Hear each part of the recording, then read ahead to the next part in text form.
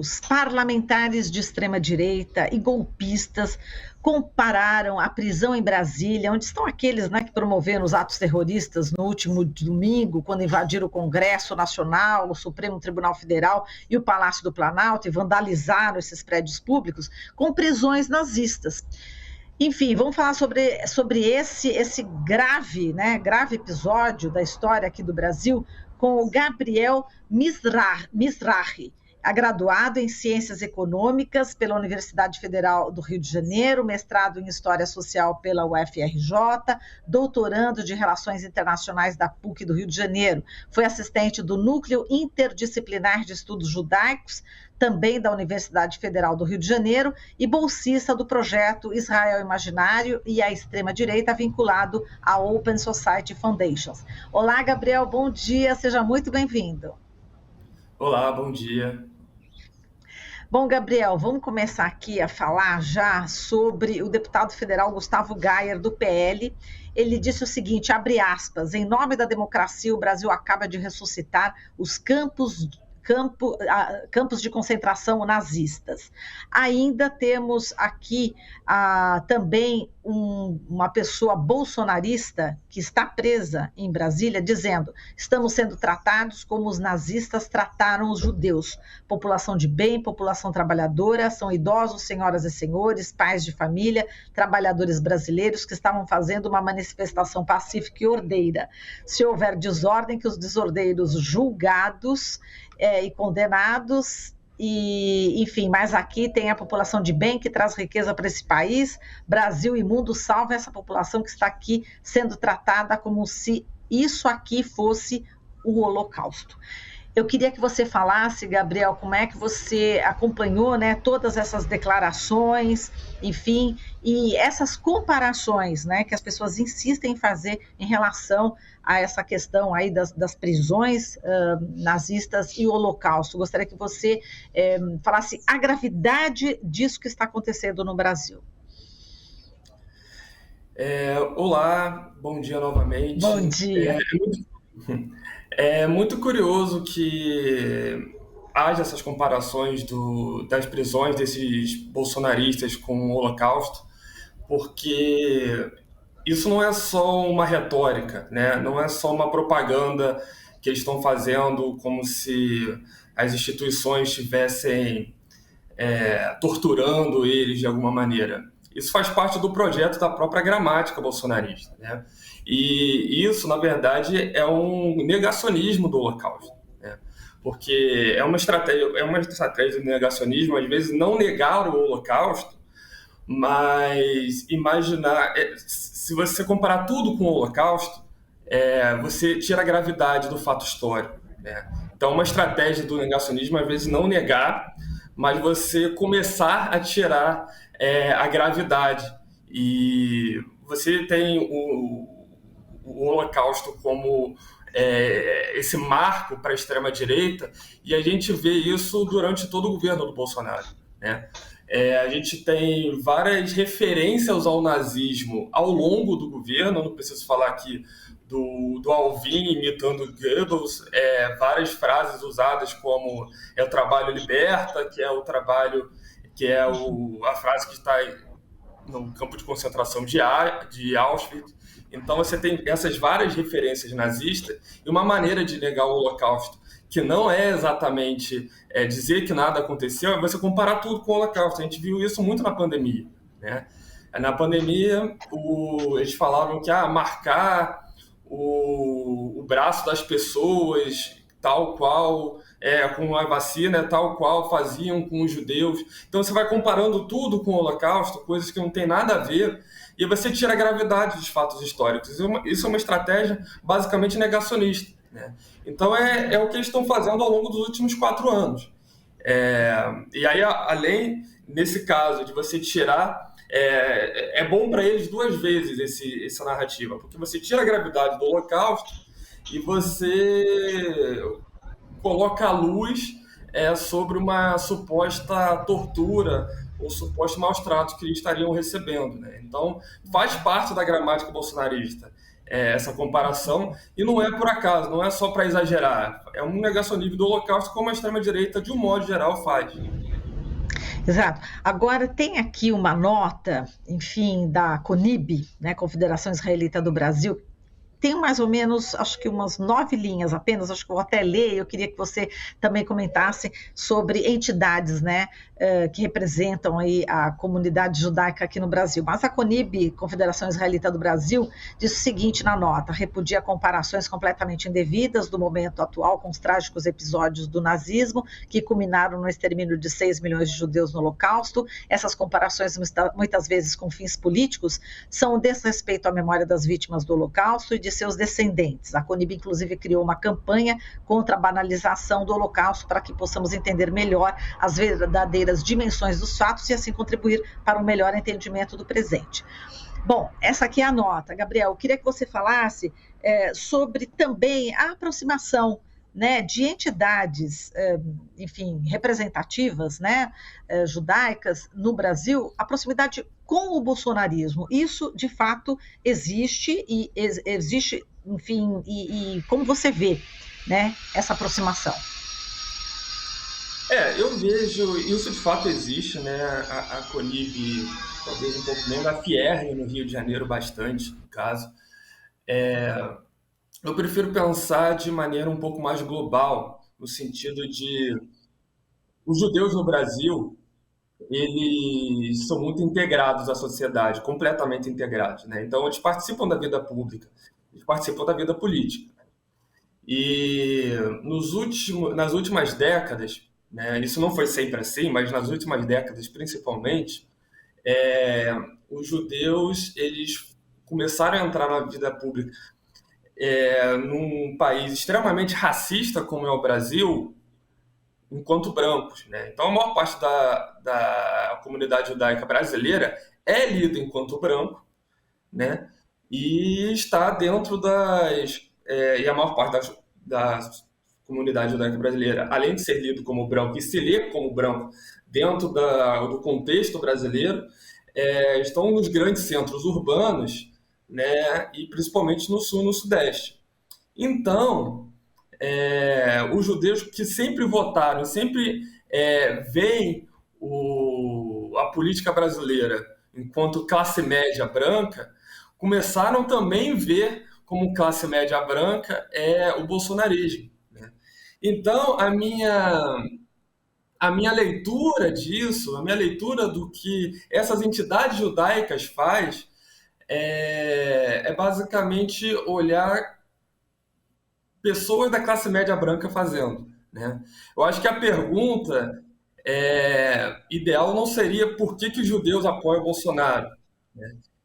Seria pensar por que judeus, apesar de serem judeus, enquanto classe média branca das grandes cidades, continuam apoiando o Bolsonaro, né? Porque o nosso ensino de Holocausto dentro das escolas judaicas, das entidades judaicas, não nos ensinou, né, enquanto judeus, a comparar o bolsonarismo com o nazismo, que é uma comparação muito justa, inclusive, né? Essa sim, acho... essa comparação sim, né? Não, essa comparação faz sentido, né? Porque tem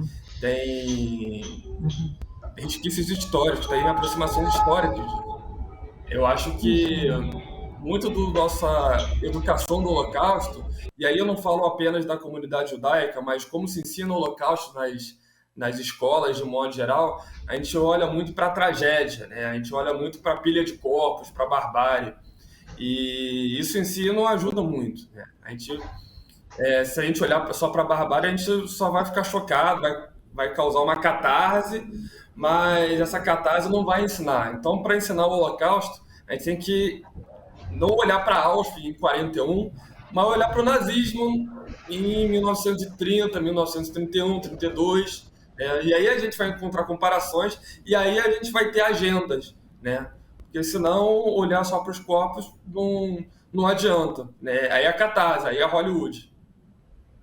Exato. E a gente outro dia entrevistou também uma especialista, né, no tema e, segundo ela, já são praticamente 1.000 células nazistas aqui no Brasil, né, especialmente também no sul do país, né, Gabriel? Enfim, é bastante preocupante, né, esse número, né, de células.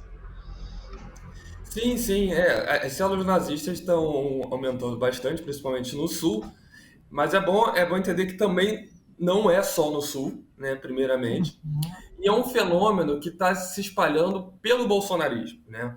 A gente tem que pensar o bolsonarismo não como uma ideologia exatamente, mas um guarda-chuva de vários ressentimentos diferentes, entre eles o ressentimento racial, o ressentimento antissemita, o ressentimento de classe, o ressentimento masculinista, e dentro disso, essas células neonazistas fazem parte desse contexto, né? O nazismo brasileiro, apesar, muitas vezes não tem exatamente a ver com Plínio Salgado, o integralismo, lá na década de 30. São células que são construídas nesse modelo de nova extrema-direita no mundo, e é uma coisa que a gente tem que começar a lidar com isso, né? E esse novo governo precisa começar a tentar desmontar essas células. Uhum. Exato. Agora você está falando, né, dessa questão desse crescimento, né, do nazismo também no mundo, e a gente vê também a preocupação de outros países em relação a esse crescimento. E talvez até por isso, né, que o presidente Lula tenha conseguido o apoio de muitos países importantes, né, no cenário aí mundial. Realmente a gente precisa prestar atenção nesse movimento de extrema-direita, desse nazismo que está crescendo não só aqui, mas também no mundo? Sim, sim. No caso, os eventos lamentáveis que aconteceram em Brasília colocaram o Brasil no centro das atenções, eu acho, se você acompanhar a imprensa, como nunca esteve, né? E muito porque, de alguma maneira, esses movimentos de extrema-direita nunca foram tão fortes no Brasil e estão muito mais fortes no Brasil que no resto do mundo. Então, o Brasil serve um pouco como um laboratório, né? Um laboratório para todas essas experimentações de extrema-direita. Por exemplo, a gente não tem muito como medir, mas essa subcultura de WhatsApp, de Telegram, de fake news, de grandes grupos de extrema-direita no Brasil, a maneira como isso cria agenda política no Brasil é um modelo para outros países, né? É um modelo para a extrema-direita de outros países. Então, muitas vezes, os outros países olham para o Brasil também para ver como o Brasil reage, para entender que se é possível também, preocupado com os próprios países deles, se é possível também combater esse submundo bolsonarista, esse submundo de extrema-direita dentro de outros países, né?